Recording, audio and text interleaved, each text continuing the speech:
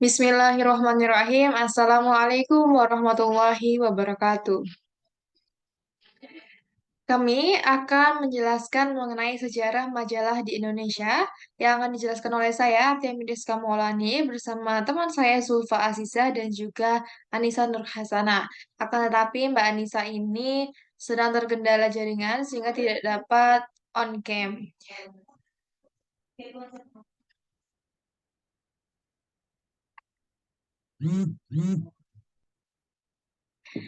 Nah, pada tahun 1835, majalah yang terbit di Indonesia pertama kali memiliki tajuk sebagai berikut, disingkat sebagai TGB, yang diterbitkan oleh Verhandelingen van het Bataviasch Genootschap van Kunsten en Wetenschappen, Ikatan Kesenian dan Ilmu Batavia pada masa penjajahan Belanda di Indonesia.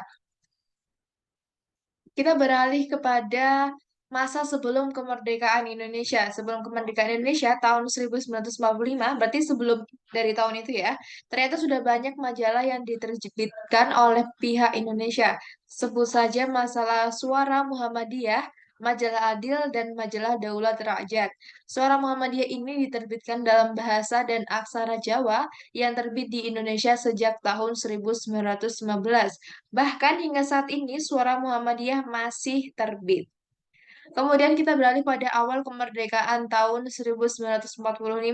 Juga terbit sebuah majalah yang dipimpin oleh Markom Jojo Hadi Suparto dan Ki Hajar Dewantara, yakni bertajuk Pancaraja. Terbit di Jakarta dengan waktu 1 bulan sekali. Awal kemerdekaan, Sumanang Sarjana Hukum menerbitkan sebuah majalah bertajuk Review Indonesia yang bertujuan untuk menghancurkan sisa-sisa kekuasaan di Belanda Indonesia. Kita beralih pada masa Orde Lama, di mana pada masa ini terdapat pedoman resmi untuk para penerbit surat kabar dan majalah yang ada di Indonesia. Dalam pedoman resmi tersebut, intinya adalah surat kabar dan majalah wajib menjadi pendukung, pembela, sekaligus alat penyebar manifesto politik bagi program pemerintah. Namun sayangnya pada masa ini justru majalah tidak begitu berkembang. Bahkan yang terbit juga relatif sedikit. Salah satu majalah yang paling eksis pada era Orde Lama adalah bertajuk Star Weekly. Kemudian kita beralih pada masa Orde Baru. Sejalan dengan perkembangan ekonomi Indonesia yang kian membaik, kira-kira lebih dari 10 majalah terbit dengan berbagai tema dan pilihan, mulai dari berita, keluarga, wanita, pria, remaja pria, anak-anak, ilmiah, populer, umum, hukum, pertanian, humor, olahraga, dan berbahasa daerah. Salah satu contoh dari yang berbahasa daerah ini adalah Joko Lodang, di mana Joko Lodang ini berbahasa Jawa. Kemudian kita beralih pada era saat ini, zaman digital. Masyarakat menyebutnya sebagai zaman digital sebab perkembangan jaringan internet yang sangat pesat dan penggunaan smartphone maksud saya yang semakin canggih akhirnya memunculkan sebuah inovasi baru untuk majalah, yakni e-magazine atau majalah elektronik yang dapat dibaca melalui smartphone atau laptop, bahkan juga dalam tablet. Nah, ini ada beberapa bentuk media di era digital ya. Bisa dilihat sendiri. Oh ya, tapi dalam era digital ini tidak menutup kemungkinan juga adanya majalah-majalah yang bisa dibaca, bisa dipegang secara langsung.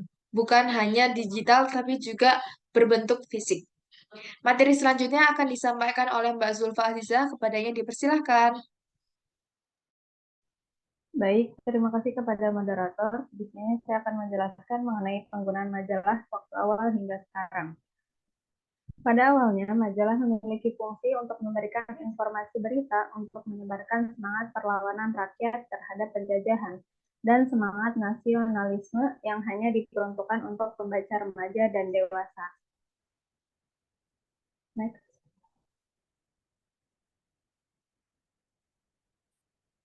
Selanjutnya, saat menjelang kemerdekaan, pada masa menjelang kemerdekaan, media cetak terus majalah digunakan sebagai tandingan surat kabar pemerintah Jepang. Next.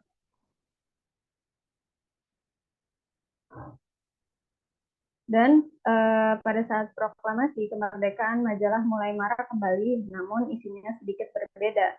Jika sebelumnya majalah menyuarakan semangat gerakan kebangsaan, pada zaman ini majalah berisi semangat untuk mempertahankan kemerdekaan. Dan pada era digital ini, seiring dengan perkembangan zaman, majalah atau media cetak mulai tergerus oleh zaman dan beralih ke majalah digital.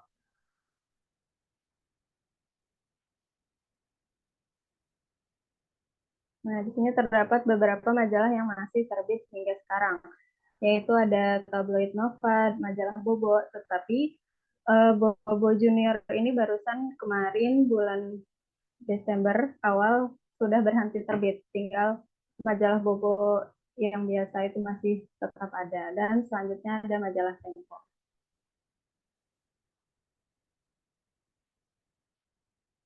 Baik, saya kembalikan kepada moderator.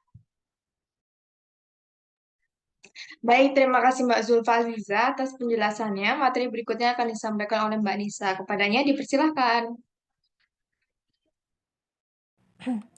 Baik, terima kasih Mbak Ami atas waktunya. Sebelumnya, saya juga mohon maaf bisa on kamera dikarenakan terdapat gangguan pada jaringan. Materi yang kedua yaitu eksistensi media. Bergesernya kebiasaan pembaca untuk mengonsumsi media dengan menggunakan koneksi internet dan mulai meninggalkan majalah kertas, ditambah dengan harga kertas yang semakin mahal. Data dari BPS menunjukkan masyarakat berumur 10 tahun ke atas yang membaca surat kabar sebesar 23,0% saja. Tahun 2006 berkurang menjadi 0,3%.